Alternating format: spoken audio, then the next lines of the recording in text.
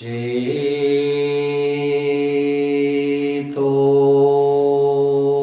darparnamarjanam bhavamaha davagni nirvapanam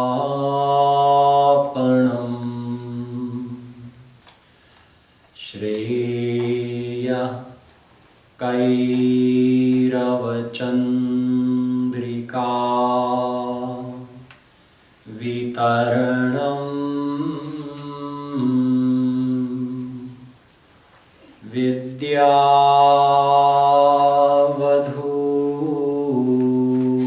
Jivanam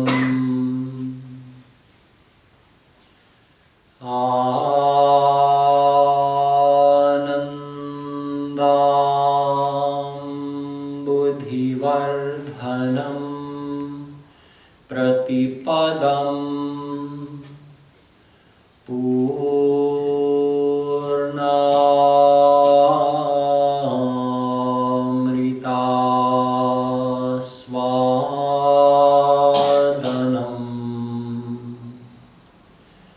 Sarvatmasnapanam Param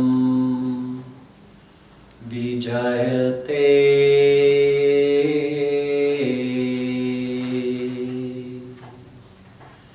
Shree Krishna Sankirtanam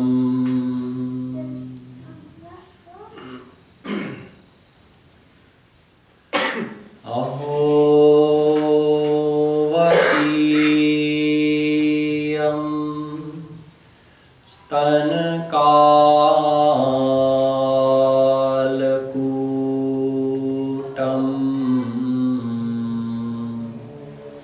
Jighansayapa Yayadapyasadhvi Lebhegatim Dhatriuchitam Tatonyam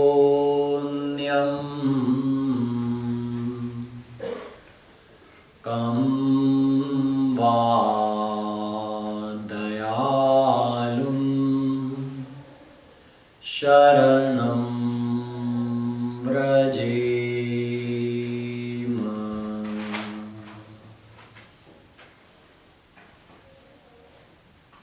Yo Brahmanam Vidadhati Purvam Yo Vai Vedanscha Prahinoti Tasmai Tagvamha Devamatma Buddhi Prakasham Mumukchurvai Sharanamaham Prapadye.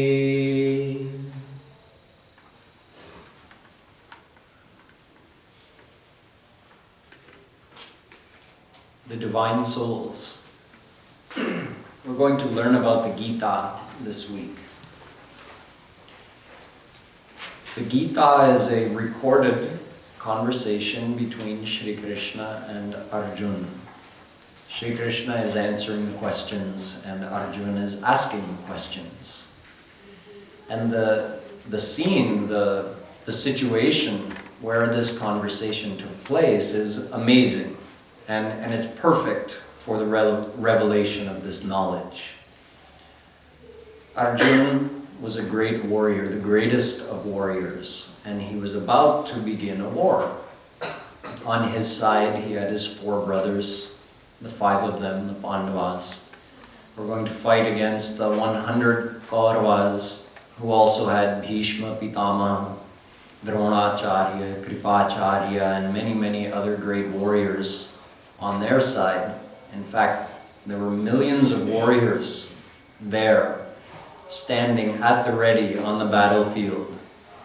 Two huge armies came and met on Kurukshetra, and it was a dharma yuddha, so it followed certain rules, certain regulations. So they met, and then there was a pre-agreed upon time when were they going to start the war, and then there was a way of starting the war that, first you blow on the conches and beat the drums and sound the horns, then after that you charge. So this war had been years in the making. This rivalry between the Pandavas and Kauravas had been going on since their very childhood. It culminated in this war because there was no other way to avoid it by that point. Shree Krishna tried one last-ditch effort, going as a messenger of peace and meeting with Duryodhana with a peace proposal which was extremely generous, to say the least. And Duryodhana threw it back in his face. He said, "No, I'm not even going to listen to you. You have to fight me. I'm not giving the Pandavas anything. You have to fight me in this war."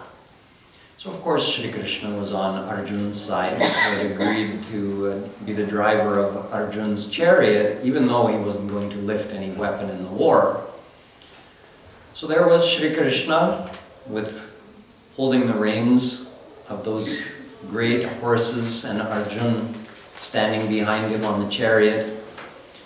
And on their side, all the warriors who were going to fight with them. And on the other side, all the warriors on the Kauravas' side. The drums had been sounded, the conches had been blown, the horns had been blown. It was like a thunder shaking the air, announcing the beginning of the war. And just as they were on the precipice of war, they were about to begin, Arjun decided that he wanted one last moment of reflection before this war started. So he said, "Senayor ubhayor madhye ratham sthapayamechyuta." Hey, Krishna, take my chariot in the middle, in between the two armies where I can see both sides. Against whom am I going to fight and who is on my side? I want to look at them, and I need a moment of reflection. So Shri Krishna took him into the middle. Then Arjun started to feel confused, and he felt so many doubts in his heart about whether this was in fact the right thing to be doing, to be fighting this war. At this critical juncture, when the war had basically already begun, they had already sounded the conches and beaten the drums, the next thing was just to charge. And before that happened, everybody saw, oh, Arjun's chariot is coming into the middle, what's going on? So they just waited, and everybody waited and watched as Arjun and Krishna continued to sit there in the middle. Arjun said to Krishna, after having looked into the faces of those against whom he was going to have to fight and try to kill, his great-great-grandfather, Bhishma Pitama, his guru of warfare, Dronacharya, who had taught him how to shoot bow and arrow and all the art of warfare, his family guru, Kul Guru, Kripacharya, many of his elders and relatives, all on the side against whom he was going to be fighting. So seeing that, he had an emotional reaction, and he describes that to Krishna. Sidanti mama gatrani mukham cha parishushyati vepathuscha sharire me romaharshascha. He says, my whole body is shaking. My hairs are standing on end. My limbs are getting weak. Like his arms are feeling numb, his legs are feeling numb. He says, my mouth is feeling dry. He goes on to say, Gandivam sransate hasta vakchaiva paridahyate na cha shaknomyavasthatum brahmativa cha me mana. He says, Gandiv, my bow, is falling out of my hands. I feel so weak. So he's having an emotional reaction. His body's shaking. His limbs are feeling weak. He can't even hold on to his bow anymore. His mouth is dry. He says, my skin feels like it's burning. I can't even stand anymore. And my mind, brahmativa, it's completely confused. My heart is in turmoil. And he says, na yotsya, I'm not going to fight this war, Krishna. He gave some reasons as well. He said, if we fight the war, so many of these warriors will be killed, so then they won't be a part of their family anymore, so then what will their families do? The society will get degraded because of this, and I'll be responsible for all of that. He was thinking in this way. So he said, for all of these reasons, and of course, because I don't want to kill my own relatives, so I don't want to fight. And he threw down his bow and arrow, and he slumped in the back of the chariot, dejected. It's called Vishad Yoga, the first chapter. Vishad means shok. He's worrying, he's grieving about the whole situation in which he finds himself, and he sees no good way out. So he says to Shree Krishna, Karpanya dosho pahatasvabhava prichhami tvam dharma sammudha cheta yat shreya syan nishchitam bruhi tanme shishyasteham Shadhimam tvam prapannam. He admits to Sri Krishna that I don't know what's right and wrong. Right now, I don't know what is dharma and what is adharma. What is the best thing for me to do in this situation? I'm so confused, I don't know. So I surrender myself to you. You are my guru. I am your surrendered disciple. So you please tell me, what is the best thing for me to do? This is the gist of everything that happened before Sri Krishna started speaking. He didn't say a word in the entire first chapter of the Gita. Sri Krishna said nothing. He just listened. As Arjun got everything off his chest, told all his ideas, all his reasoning, told him everything he was feeling. Just like a good friend listens. You don't start giving advice right away. You listen, let your friend get everything off his chest. Then when he's ready, see, Arjun stated that he's ready to listen when he said, Shishyasteham shadhimam tvam prapannam. He was done talking at that point. He was talked out. And he said, Krishna, I'm yours. You tell me what to do. So that's the whole first chapter. But Krishna didn't say anything, so what is the teaching of the first chapter? Well, there's a lot to be learned from the first chapter. First of all, what is the qualification of someone to study the Gita? We can learn that just from Arjun in the first chapter. See his final statement before Sri Krishna started talking? I'm yours. I'm surrendered to you. I don't know what's best. I believe you know what's best. So you please tell me. That's the qualification. We have to have faith in Sri Krishna. In fact, Sri Krishna at the very end of the Gita, he tells Arjun, don't tell the Gita to anyone who doesn't have faith in me, who criticizes me. So the first qualification to learn something correctly from the Gita is having faith that Sri Krishna is Bhagavan. Sri Krishna is God. And we learn that in every chapter of the Gita. Sri Krishna keeps telling about himself. How is he God? What are his characteristics and qualities? His almighty greatness. He reveals that in every single chapter of the Gita. So who is telling the Gita? Who is revealing this knowledge? It's God Himself. We have to know that first of all. It's not some author who wrote something. It's Krishna Himself. He told Gita. Did He write Gita? No. But yes. You can say just like an authors nowadays, sometimes they use what we call a nom de plume. It means a name by which they write, but it's not their real name. So they use some other name that they put on the book that they wrote, but their real name is something else. Something like that, Shree Krishna has an alias. It's called Vedavyas. Vedavyas is an avatar of Shree Krishna. In Bhagavatam, there are 24 main avatar described, and out of those 24, Vedavyas comes. He's mentioned.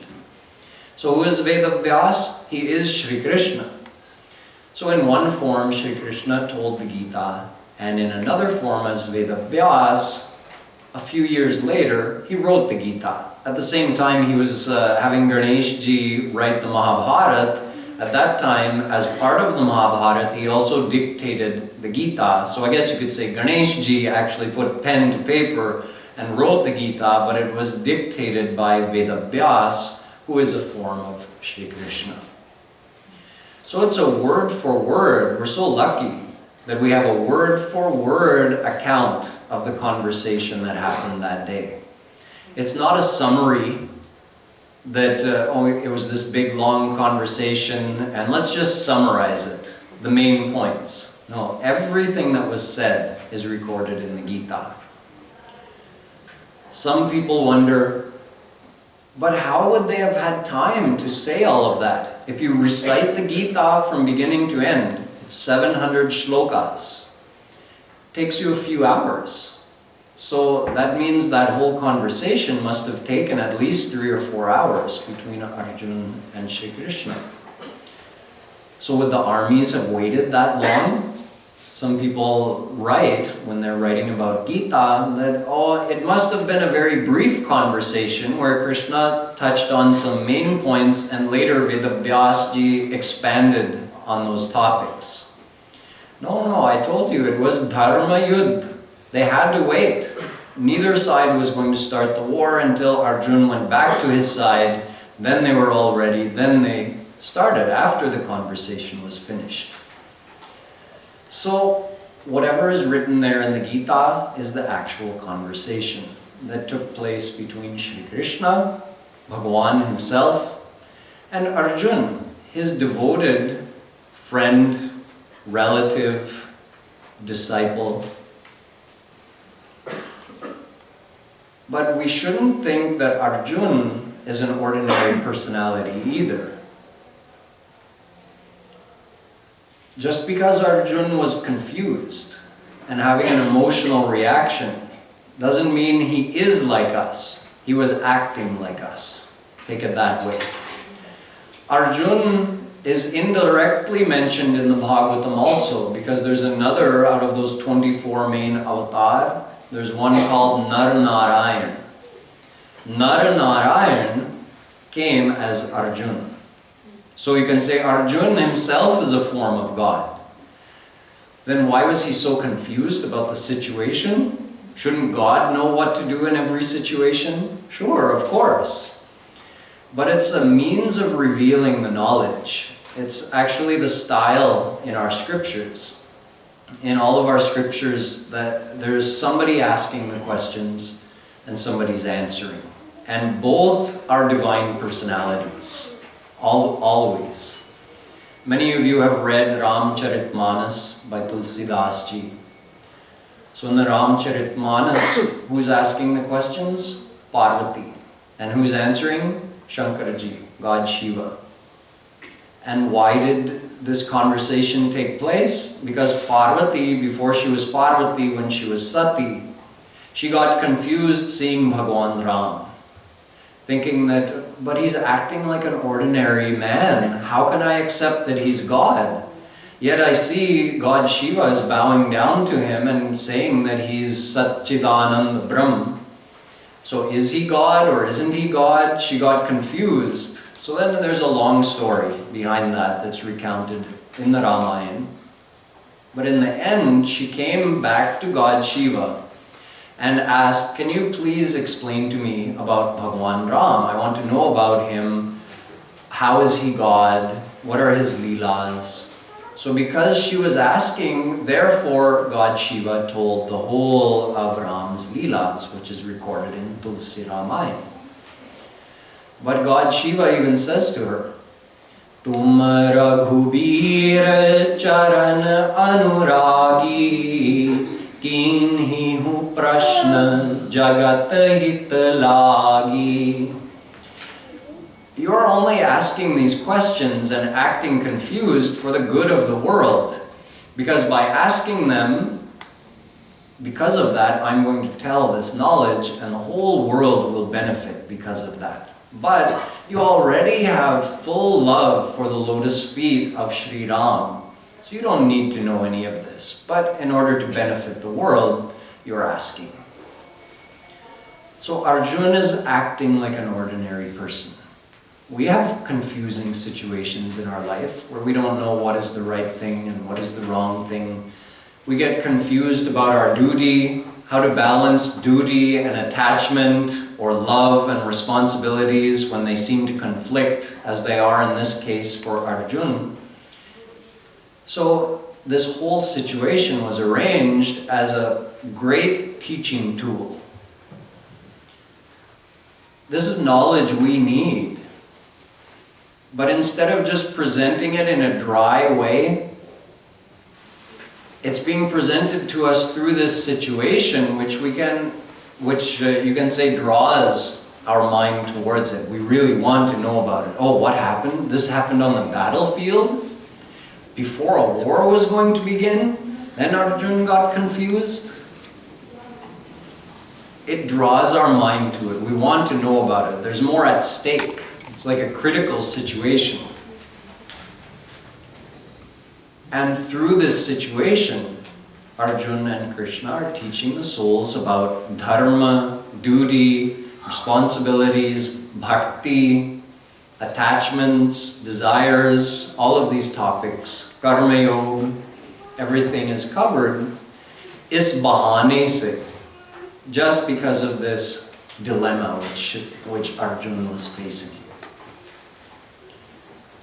So in the first chapter we understand that the qualification to learn the Gita, the first qualification is to have faith in Krishna, to have faith in the Gita, that the Gita is a real divine scripture which was revealed by a divine personality, Bhagavan himself. The second qualification is just like Arjun, and these two basically go together. That because Arjun had faith in Krishna, he was humble before Krishna. Although he had his own ideas, he had his own confusion. Otherwise, if he didn't have his own ideas and confusion, there would have been no need for Krishna to tell the Gita. He wouldn't have needed to convince Arjun of anything. He would have just said, no, Arjun, the right thing for you to do is fight this war, so fight the war. Bas, khatam. There's no need for the Gita. But because Arjun had his own ideas, so one sentence wasn't enough for Krishna to explain to him why it was the right thing. He needed to tell the whole 700 shlokas, the whole 18 chapters of the Gita. So we're like Arjun in that way, that we have our own confusions and our own ideas. Not only confusions about how to live in the world, but also confusions about God. What is God? There's a scientific philosophy in our Hindu scriptures explaining what is God and what is soul and what's the difference between God and soul and what's the path to God and how can you attain God while living in the world. These are very precisely described in our scriptures, Yet we have confusions about that, about what is the correct knowledge. So just like Arjun does, we have our own ideas and we have our own confusion. And the question for us is, like Arjun, do we have more faith in Krishna or more faith in our own ideas? Arjun was at least 51% towards Shree Krishna, meaning he did have his own ideas. But he was willing to admit to Krishna that I'm confused and I don't know what's right. And I'm willing to listen. In fact, I want you to set me straight. I want you to tell me if I'm wrong. So are we at that point? Are we at the point where we're willing to say, I may have misunderstood something about God, about soul, about what is karma, what is karma yoga, what is the path to God? Are we willing to admit that possibility? If we are, then we're qualified to learn something from Gita. If not, how could we learn? If the glass is already full, you can't put more water in it. You have to empty it out first. So Arjun at least made some room in his mind. He emptied it out and said, Krishna, I have these ideas, but please tell me if I'm wrong and correct me. So we have to have that humbleness. That's another qualification to study the Gita. Another qualification is Tatvidhi pranipatena pariprashnena sevaya upadekchanti te jnanam jnaninas tattvadarshina. We have to have the guidance of a God-realized saint to correctly learn the knowledge of the Gita. This is from later in the Gita. It's stated in the 4th chapter, where Shree Krishna tells Arjun that if you want correct spiritual knowledge, you have to get that knowledge from someone who has already attained God. They must also have a thorough knowledge of the scriptures, but just a theoretical knowledge is not enough. They have to have practically experienced God. Then they can give you the correct understanding. Otherwise, it's all just on the level of theory. See, Gita is called Brahma Vidya Shastra. Brahm, God, Vidya, knowledge, and Shastra, scripture. So Gita is the knowledge of God. But that doesn't mean that by reading Gita you can know God. That's important to understand too. Don't think that at the end of this week you will know God because I explained the essence of the first 6 chapters to you, or even if we went for a whole 3 weeks and I covered the whole entire Gita, or we went over the whole Gita verse by verse. Just by reading it and by studying it, we're not going to know God. Why not? Because God is the subject of experience, not the subject of study. Sri Krishna says in the Vedas, Nayam atma pravachanena labhyo na medhaya na bahuna shrutena yamevaisha vrinute tena labhyas tasyaisha atma vivrinute tanugvam swam. A very similar verse in the Gita, in the 11th chapter.